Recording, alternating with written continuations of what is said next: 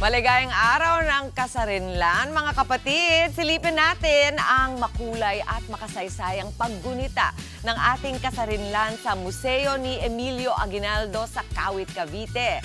Laila, magandang umaga sa iyo. Ano-ano ba ang inihandang aktibidad dyan? Wow, ganda naman ni Laila this morning. Good morning, Mami Chiki!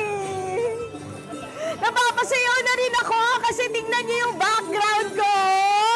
Ayan! O, hindi ba? May mga nagpa-perform sa harap mismo o dun sa harap ng balkonahe, di ba?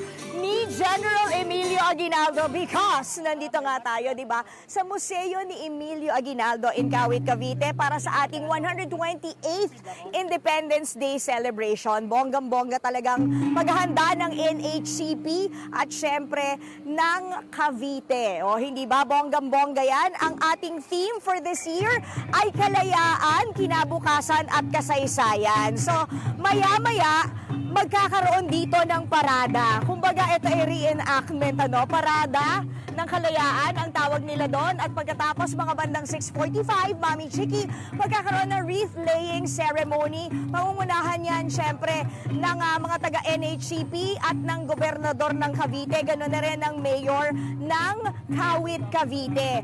At mamayang alas 7 naman, pagkatapos ng wreath-laying, ay ang ating flag ceremony. Pagkatapos, may experience din natin, Mami Chiki, yung reenactment ng unang pagwawagayway ng Philippine flag dito sa balkonahe ng bahay ni President or dating Presidente Emilio Aguinaldo. Pero alam nyo, sa mga nagugutom at sa mga gustong pumunta rito, nahahabol, huwag kayong mag-alala, maraming pagkain dito. Yun nga lang, kailangan nyo magbayad dahil hindi siya libre, hindi ba? At mamayang gabi, meron din naman tayong musikalayaan grand serenata o parang pa-concert. Okay? So mamaya magbabalik tayo, di ba? Pero konting trivia lang, di ba? June 12, 1898, idineklara na nga ang ating pagkalaya, di ba? Mula sa mga Espanyol. Dineclare ang Philippine Independence at etong Aguinaldo Shrine ay ang site ng Independence Proclamation. Katulad ng sinabi ko sa inyo kanina, dito unang iwinigayway ang ating Philippine flag, no?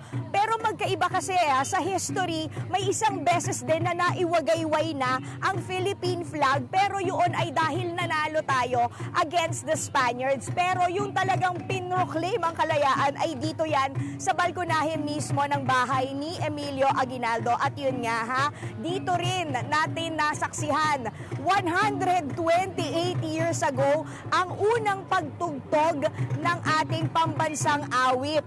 Diba? Na kinompose ni Julian Felipe. Konting trivia lang yan, mga kapatid. Mamaya magbabalik tayo para makisaya dito sa 128th na ating Independence Day celebration dito sa Kawit, Cavite. Yan muna ang latest. Balik sa inyo, Mami Chiki. Enjoy nyo. Ayan na, may mga pandango pa sa ilaw. Diba? Ang ganda! Dito sa aking background, balik sa inyo, Mami Chiki! Ay, nako! Alam mo, nakakatuwa yan kasi nakakapukaw ng iyong yung ating nationalismo, patriotism, yung ating pagmamahal sa ating, di ba, bansa at watawat. Ayan, once a year. Nice one, Laila. Balikan ka namin dyan mamaya. Mama Chicks, balikan natin si Laila na nakagayak din ngayong araw. Nandyan po siya sa Museo ni Aguinaldo sa Kawit, Cavite para sa iba pang kaganapan sa pagdiriwang po ng ika-128 anibersaryo ng ating kasarinlan. Kamusta na nga ba ang celebration dyan, Laila? Maraming ganap dyan for sure. Ayun, di ba? Ganda naman talaga ng Filipiniana ni Laila. Bagay. Yes! Pero naka-duster pa rin ako, Zoom out! At saka naka-crocs, sorry. Naiba ko yung sapatos ko pula. Pero mga kapatid, pasensya na, medyo baduy ang sapatos ni tita. Pero, kasi dito, yung madamo na grounds. Pero ito na nga, Mami Chiki at buong studio. Naku, katatapos lang ng ating pagdiriwang dito sa ating Aguinaldo Shrine o pambansang dambana ni Emilio Aguinaldo. Kanina, bago mag-alas 7, nasaksihan natin yung parada ng ng Kalayaan. Grabe, sa kalsada pala talaga sila dumadaan. Tapos, ito ay binubuo ng mga war veterans natin. At meron pa talagang mga nakasuot pangdigmaan nung nakita natin kanina. Pagkatapos nun, nagkaroon na tayo ng flag ceremony dito sa balkonahe ni General Emilio Aguinaldo. Ayan ha, dito mismo sa balkonahe, itinaas nila yung flag na yan at kinanta naman ang pambansang awit ng Pilipinas o ang Lupang Hinirang. Sinundan yan ng Proclamation of Independence na binasa naman ni Vice Governor Ram Bautista. At yung ating isa pang speech ay ginawa naman ng ating governor ng Cavite o lalawigan ng Cavite na si Governor Abeng Remulla. Meron ding speech na ipinahatid ang ating ina ng Kawit Cavite na si Mayor Aguinaldo. At sa mga speeches nila, nagkakaisa o pagkakaisa yung pinakang main theme ng kanilang speech. At sabi nga nila, parang sana wag masayang yung pinaghirapan, yung pawis at dugo ng ating mga ninuno upang makamtan ang kalayaan. Ngayon, ang tanong ko sa inyo, paano kaya natin to i-apply sa panahon ngayon? O kayo nang sumagot niyan, ha? So ngayon, tapos na ang event. Ayan, ang ating mga choir. May isa pa yata silang kanta. Makikiusyoso pa tayo dito, Mami Chiki, and studio, kung ano pa yung mga susunod. Kasi medyo wala na ring audience dito. May pangilan-ngilan na lang tayong mga veterans na nakikita dito. Gusto nyo bang kausapin ko saglit? At tanungin ko, ito ay mga Caviteños, Philippine, Marine Association. O eto naman ang mga ano po kayo, pwede bang magtanong? Ayan sila, Order of Demolay Philippines. Ano yon? Ano ibig sabihin nun? Youth organization. Youth organization sila, o di ba? Mga nakahanda rin sila ngayon. At eto naman yung mga Marines. Good morning! Happy Independence Day! O ayan, so Mami Chiki ha, eto na lang, medyo ilan-ilan na lang yung ating crowd rito. Pero kanina, ayan, meron tayong mga veterans. Ayan eto. Ikot-ikot tayo dito sa grounds. Ayan, meron tayong mga veterans dito. Medyo nag-aalmusal na sila. Ang Philippine Federation of Veterans. Magandang umaga po sa inyong lahat. Mabuhay po kayo. Salamat po dahil pinaglaban nyo ang ating kalayaan kahit sa ibang panahon. Hindi ba? Thank you po. Ayan, si Sir, hindi ba? So ayan, Mami Chiki. We gotta go. Yan ang pinakang huli dito, pinakang latest.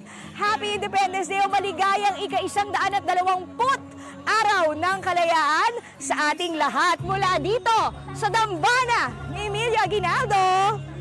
Balik sa inyo! Ayla, alam mo, mabuti na lang talaga nakisama ang panahon kasi ang ganda ng sikat ng araw. So marami tayong mga veterans dyan. And tamang-tama ngayong panahon na talaga bibigyan natin sila ng pagpugay. Oo, meron ba silang part kanina sa program, Laila? Tama ka dyan, Mami Chiki. Sila ba ay Yes, nagsayaw? meron. Kasama kumanta? sila doon sa parada ng kalayaan na nakunan mismo ng aking cellphone. Walang sayaw at kanta pero proud na proud silang nagmarcha, Mami Chiki. Talagang dala-dala nila, winawagayway nila ang bandila. May mga bandirita sila na dala-dala at winawagayway nila yon. Talagang very proud ang moment na to para sa ating mga war veterans kasi kung sila meron pang ang mga nabubuhay or probably mga kamag-anak na lang, hindi ba? Ito ay isang karangalan na nakadaupang palad natin sila ngayon, di ba? Oo. At makapagpasalamat man lang. Oo, ang ganda rin, no, Lai, Mama Chiki, na kanina nung in-interview ni Laila sila, meron tayong mga war veterans, pero nandun din ang ating mga youth organization. So, ang ating mga kabataan ay nandiyan din para makipagdiwang. Lai, di ba yung kanilang reenactment doon? Kasi nakikita natin yan sa mga pelikula. Talagang ginaya nila kung papaano inakyat yung bandila nung di ba? Nung 128 years ago.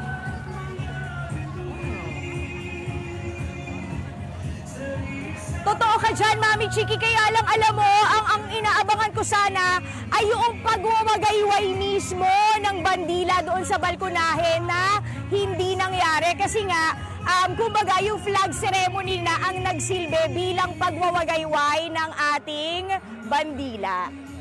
Ayan. Yun yung inaantay ko yung gumaganon. O, ikaw na lang ang magugayway dyan. Yes, Laila, bagay na bagay naman. Ang ganda, pati yung kanilang mga national costume, iba-ibang klase, di ba?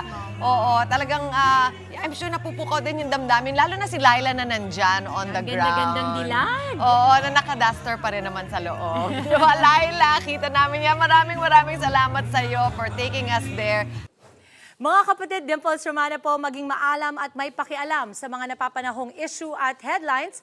Mag-follow na po at subscribe na sa social media pages ng News 5.